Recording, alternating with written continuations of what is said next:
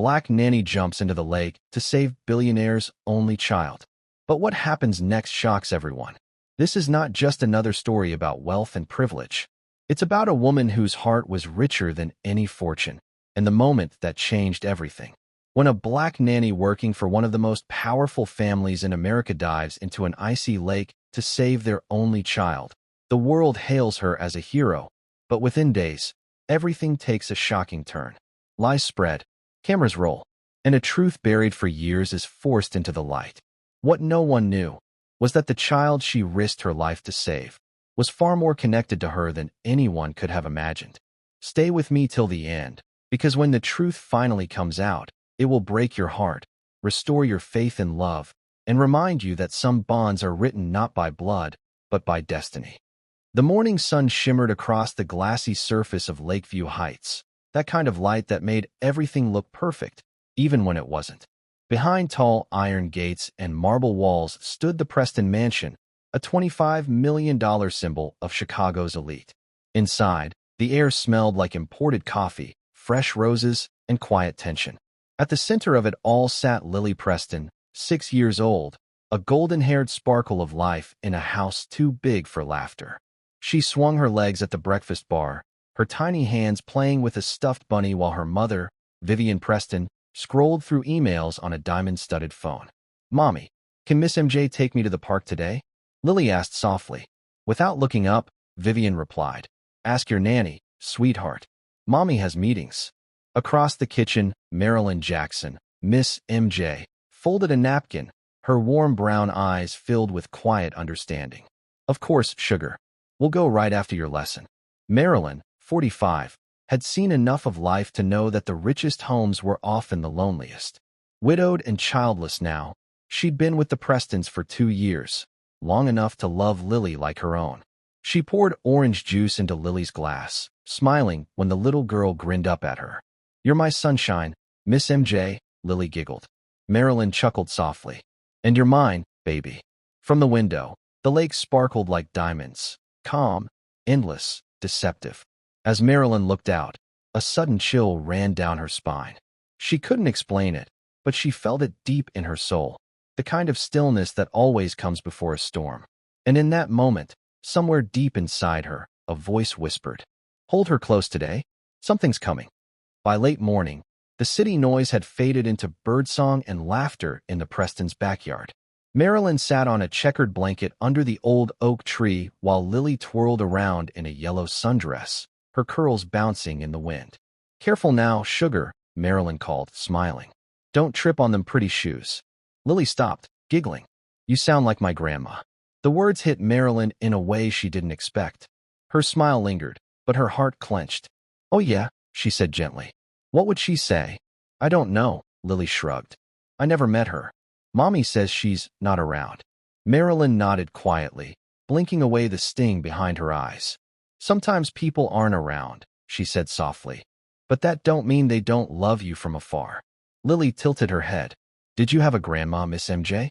Marilyn hesitated, just for a second. "I did, baby. She used to say love is like the wind. You can't see it, but you can always feel it." The little girl smiled and ran into Marilyn's arms, wrapping her tiny hands around her neck.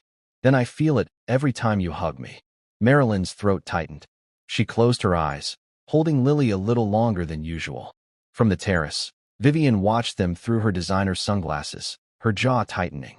She couldn't understand why this nanny had such a hold on her daughter. And later, when Richard came home and saw Lily asleep in Marilyn's arms, even he looked uneasy, like the line between employer and family had blurred. But for Marilyn, it was simple. She wasn't just a nanny. She was a woman who'd lost everything. And somehow, this little girl had given her reason to breathe again. That evening, after Lily's bedtime story and prayers, the mansion fell quiet, the kind of silence that only houses of the rich seem to have. Marilyn tiptoed through the dim hallway, collecting Lily's toys, humming softly to herself. As she passed the gallery wall, something caught her eye, a framed photograph half hidden behind a large vase. She paused. It was a picture of Vivian Preston, years younger, smiling beside an older couple in front of a farmhouse. Vivian's hair was shorter then, her eyes brighter, but there was something about that smile that stopped Marilyn cold. She leaned closer. There, faint but clear, the same dimple that Lily had. Marilyn's breath hitched. She pressed a trembling hand to her chest, memories flashing through her mind. Her son Marcus, laughing in their old kitchen, that same dimple lighting up his face.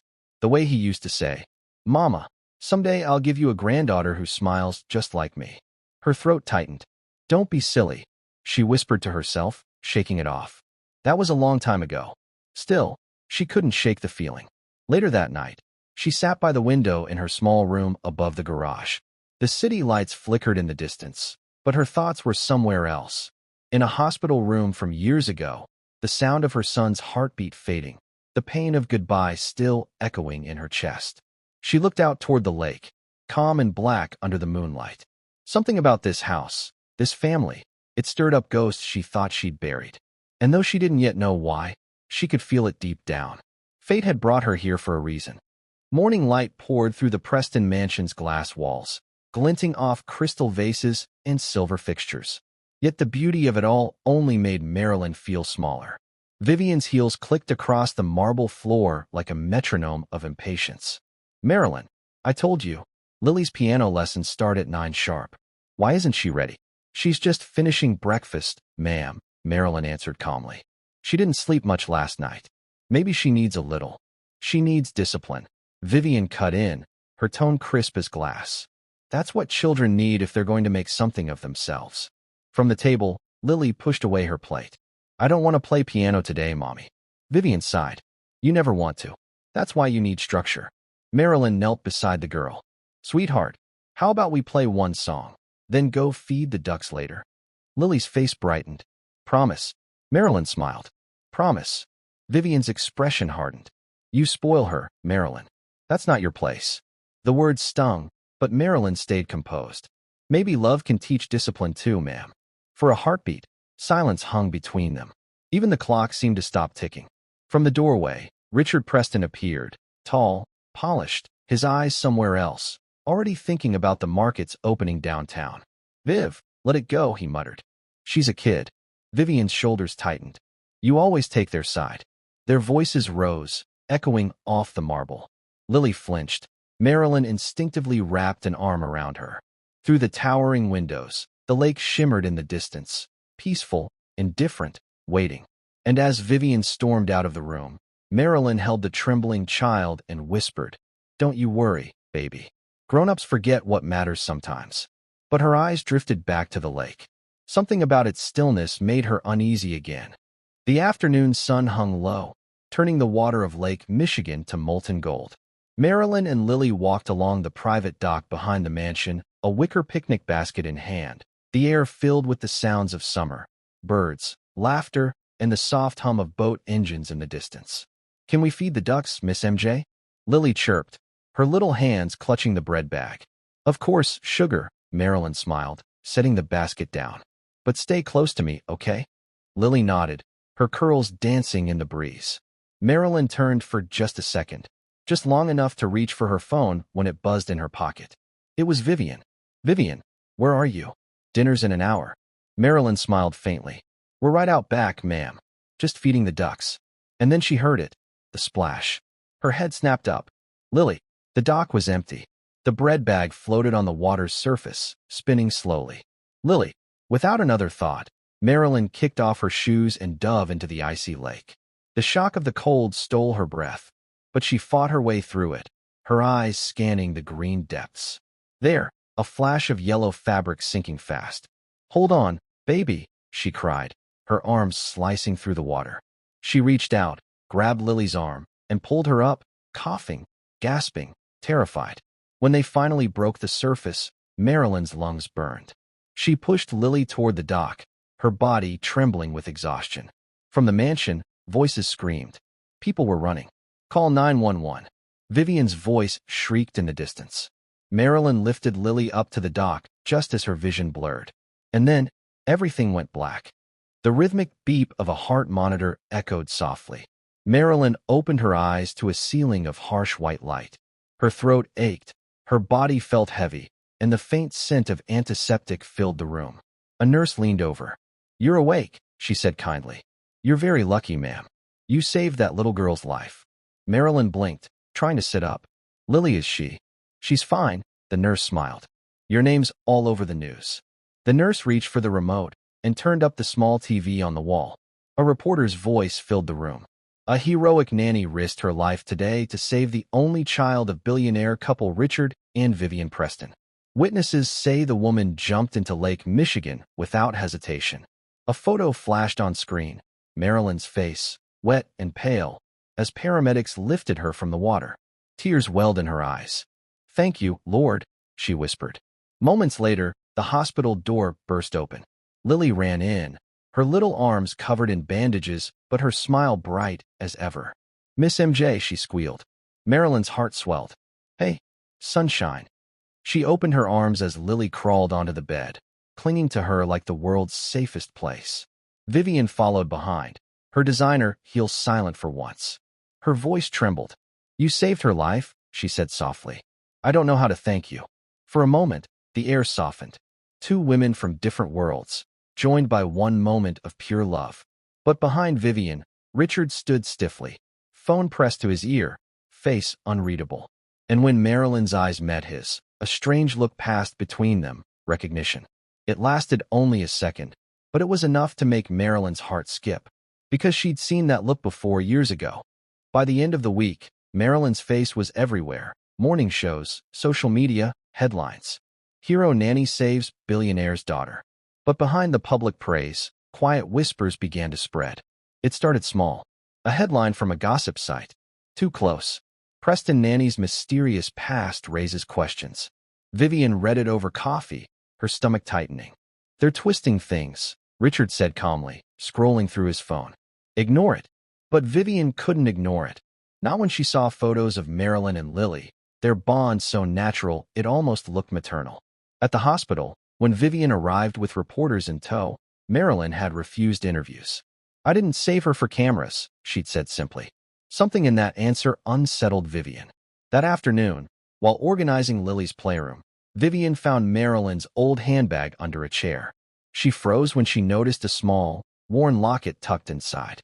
Curiosity got the better of her. She opened it. Inside was a faded photo, a young boy with warm brown eyes and a dimple, smiling beside a teenage girl. On the back, faint handwriting read, "Marcus, my heart forever." Vivian's pulse quickened. She remembered that name. Marcus Jackson. Years ago, a young man had applied for an internship at her husband's company. He never showed up after the first interview. Later, there'd been talk of an accident, a car crash that made the local papers. Vivian's eyes widened. She tucked the locket back into the bag, her mind spinning. That night, as the rain tapped against the mansion windows, she whispered to Richard, "Tell me the truth. Did you know her before?" Richard didn't answer right away. He just stared out at the dark lake, silent, haunted. Rain poured over Lakeview Heights, the world outside washed in silver. The mansion, usually glowing with warmth and light, felt cold and hollow. Marilyn stood in the kitchen, staring at the reflection of herself in the window. The woman who'd been called a hero, yet somehow felt like an intruder in the house she'd nearly died to protect. Vivian's distance hadn't gone unnoticed. Neither had Richard's silence. The air between them all had changed, something unseen, unspoken, but heavy. That evening, Lily ran to Marilyn holding a drawing. "Look, it's you and me, Miss MJ. See, you're holding my hand." Marilyn smiled faintly. "It's beautiful, sweetheart." But her voice cracked. She hugged Lily close, her heart thudding with an ache she couldn't explain. Later, as she cleaned the study, she noticed an old folder sticking out from the back of a drawer. She hesitated. She wasn't one to pry, but curiosity got the better of her. It was labeled Jackson Case. Her breath caught. She opened it slowly. Inside were legal documents, medical reports, a hospital bill, and an old photo. Marcus, her son, but the letter stapled on top made her blood run cold. Paternity confirmation, Richard Preston, 99.9% match. The room seemed to spin. She dropped the papers, her hands shaking. Her son, and Richard Preston. She stumbled back, pressing a hand to her chest, memories flooding in, Marcus's sudden death, the unanswered questions, the years of pain. Tears blurred her vision. Lily's laughter echoed from the hallway. And then it hit her. The dimple. The smile. The way Lily's eyes crinkled when she laughed. Lily wasn't just her employer's daughter. She was her granddaughter. Thunder rolled over Lakeview Heights that night like the sky itself was bearing witness. Inside the mansion, the tension was thick, a storm behind closed doors. Marilyn stood in the foyer clutching the folder. Her eyes were red, her hands trembling, but her voice, when it came, was steady. "Why didn't you tell me?" she whispered. Vivian froze halfway down the stairs. "What are you talking about?" Marilyn turned toward her, tears streaming. "My son, Marcus. You knew him. He worked for your husband's company. He died, and I never knew why." Richard stepped out from his study, his face pale. "Marilyn, you were his father, weren't you?" Her voice cracked. "You let me grieve alone while you went on with your perfect life." Vivian's eyes widened. "What is she saying, Richard?" Richard's silence was answer enough. Vivian's hand flew to her mouth. "Oh my God." Marilyn sank into a chair, her strength breaking. "He was just a boy. He had dreams, a future, and when he died, I thought the world had forgotten him. But you," she pointed a shaking finger, "you built this life on his absence." Richard stepped forward, guilt etched in every line of his face. "I didn't know, Marilyn. Not until after Marcus was gone. There was an affair, a mistake. I didn't even know he existed until it was too late." Vivian's tears fell silently. "And Lily?" Marilyn nodded slowly, voice trembling. "Marcus's daughter. My grandbaby." The room fell still. Lily's laughter echoed faintly from upstairs, innocent and pure, a sound that cut through the chaos like light breaking through clouds. Three adults stood frozen, bound by blood, lies, and a love none of them could undo. The next morning, headlines screamed across every screen. Billionaire's hidden past exposed. Hero Nanny's son was his love child. The world couldn't look away. Reporters swarmed the gates of Lakeview Heights. Commentators debated guilt, scandal, morality. But inside the mansion, there was only silence. Vivian sat on the edge of the couch, pale, broken, tears streaking her face. Richard stood by the window, watching the chaos outside. Marilyn entered quietly, holding Lily's small hand. "I'm sorry this came out this way," she said softly. "But truth don't stay buried forever." Vivian's voice shook. "You had every right to tell the world, but you didn't." "What?" Marilyn looked down at Lily, then back at them. "Because that little girl upstairs deserves peace. Not headlines. Not hate." She sighed. "We can't change what's been done, but we can decide what kind of people we'll be from here." Vivian covered her face, sobbing. "I treated you like a servant." Marilyn knelt beside her. "You treated me like someone you didn't understand. Now you do." Richard turned from the window, tears welling. "I don't deserve forgiveness." Marilyn nodded. "Maybe not. But Lily deserves a father who's honest, and a mother who learns what love really means." Then, as if sensing the heaviness, Lily ran in, holding a crayon drawing. "Look, all of us, together," she chirped. Vivian took it in trembling hands, four stick figures under a bright yellow sun. Marilyn smiled through her tears. Outside, cameras flashed. Inside, a broken family found a glimmer of healing. And the moment that shocked everyone wasn't the scandal. It was the grace of a woman who lost everything, yet chose to love anyway.